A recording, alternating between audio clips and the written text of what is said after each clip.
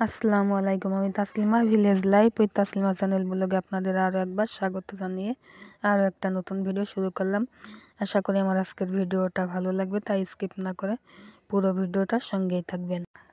ঘুম থেকে উঠে ফজরের নামাজ পড়ে একটু নদীর পাড়ে চলে আসলাম একটু হাঁটাহাঁটি করার জন্য। আর নদীর পাড়ে হাঁটা শেষ, আজকের ওয়েদারটা দেখো। আর চলে আসলাম বাড়িতে। আর বাড়িতে এসে মুরগির ঘরটাও ছেড়েলাম, এখন একটু বেলা হয়েছে। আর মুরগি ছেড়ে মুরগিদের খেতে দিয়ে আমি হাত পা ধুয়ে আমিও খেতে চলে আসলাম।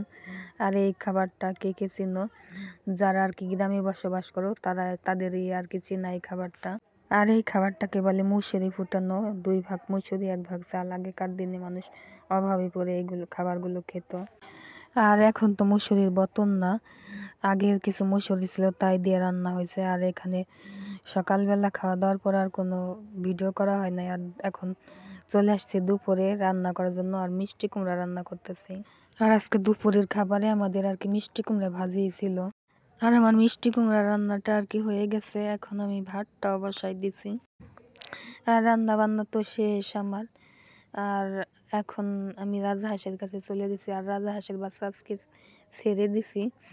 আর মাশাল্লাহ রাজহাঁস তো বাচ্চা নিয়ে আর কি ঘুরে বেড়াইতেছে। আর আশপাশের এই কার বাড়ি থেকে যেন আর কি একটা ছেলে হাঁস চলে আসছে।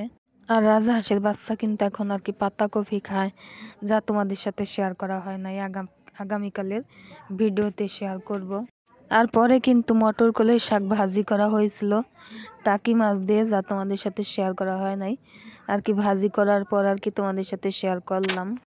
আর অনেক দিন আগের কিছু বাসমতি চাল ছিল, তোমার ইন্ডিয়ান চাল আর কি, তোমার কাচ্চি রান্নার জন্য তোমার রান্নাগুলো তোমাদের সাথে শেয়ার করব।